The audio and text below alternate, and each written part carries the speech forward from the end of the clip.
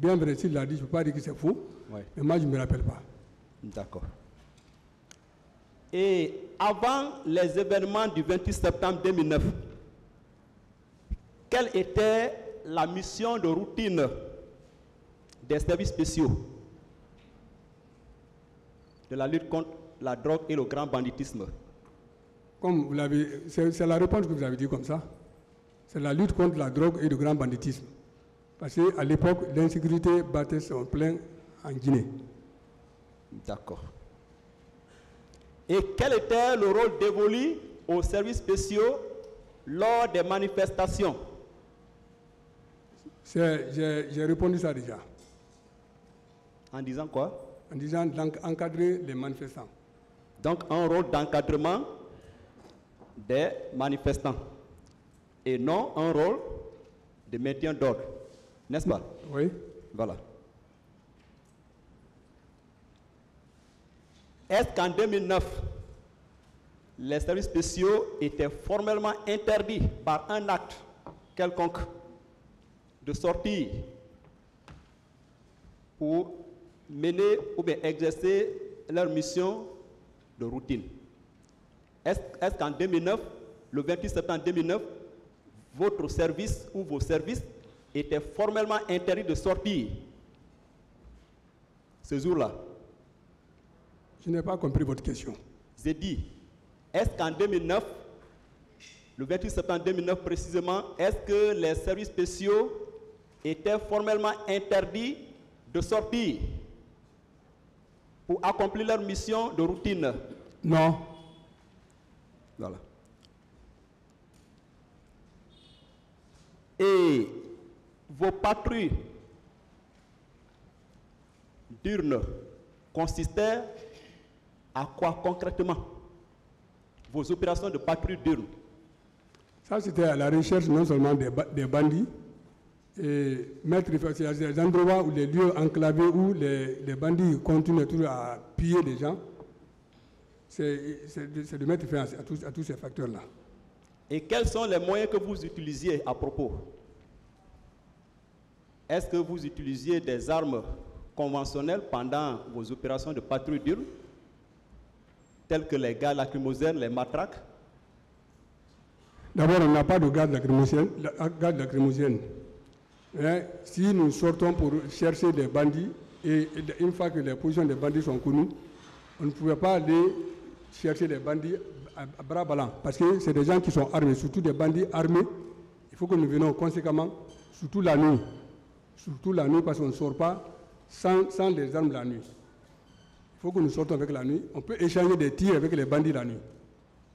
Si une famille est attaquée, nous venons pour intervenir, on trouvera qu'ils ont monté l'embuscade. On ne peut pas venir avec main vide pour intervenir. Il faut à l'aide des armes, la nuit.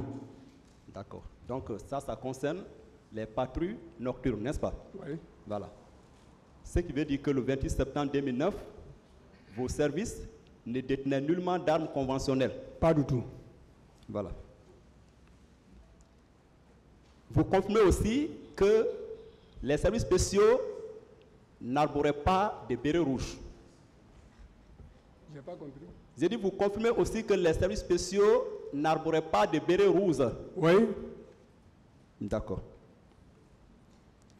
Et est-ce que vous étiez, le 28 septembre 2009, est-ce que vous étiez à votre première expérience? Est-ce que c'était votre première fois d'encadrer des manifestations ce jour-là? Non, pas du tout. Pas du tout. D'accord. Et dans vos opérations précédentes d'encadrement des manifestations, comment vos services ont été appréciés par les manifestants? C'était dans l'ambiance, parce que le plus souvent, quand les manifestants sortent, à leur retour, ils vont faire des bavures. Mais nous, toutes les fois qu'on a encadré les manifestants, aller comme retour, c'est l'ambiance. Il n'y a pas de blessure, ni on n'a reçu aucun cas d'incident force majeure. Donc, il n'y a jamais eu d'incident malheureux? Pas du tout. D'accord.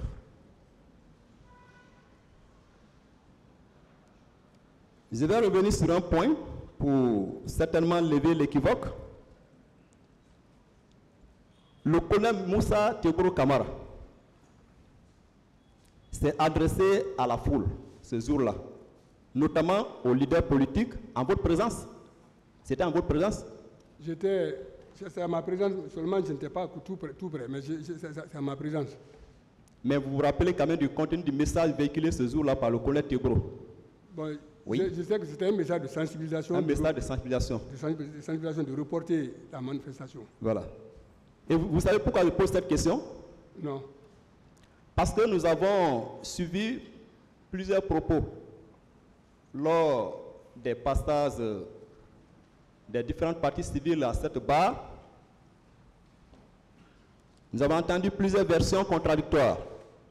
Pour certaines parties civiles, le colonel Tebro, en compagnie de ses agents, aurait déclaré ceci: si vous rentrez au stade, on va vous tuer tous. Pour d'autres, le colonel aurait même dit saccager, pour d'autres charger, et que cela aurait été un mot d'ordre donné par le colonel à dessein de réprimer la manifestation. Maintenant, en votre qualité de témoin ce jour-là, est-ce que vous avez entendu le colonel Moussa Tebro Kamara tenir de tels propos à l'encontre des manifestants? Non. Merci. Pour M. Amadou Diallo, correspondant de la BBC, le colonel aurait même fait un geste de la main et que ces gestes auraient été l'élément déclencheur de la répression de la manifestation. Est-ce que vous avez suivi ces gestes? Non. Ok. Donc, ce qui veut dire qu'aucune de ces versions n'est le reflet de la réalité des faits de l'espèce. Oui ou non? Oui. D'accord. Et le colonel Tebro, vous confirmez, et ses agents n'étaient nullement armés face à une foule immense. Est-ce que n'étant pas armés face à de telles foules nombreuses, est-ce qu'ils pouvaient se permettre même de tenir des propos menaçants à l'encontre des manifestants? Non. D'accord. Et il y a même une des parties civiles, je me réserve de citer son nom, qui aurait même dit que le colonel Tebro aurait fait sortir un pistolet et qu'il aurait tué sur un enfant qui serait mort sous le coup. Est-ce que vous avez suivi une telle chaîne? Pas du tout. D'accord.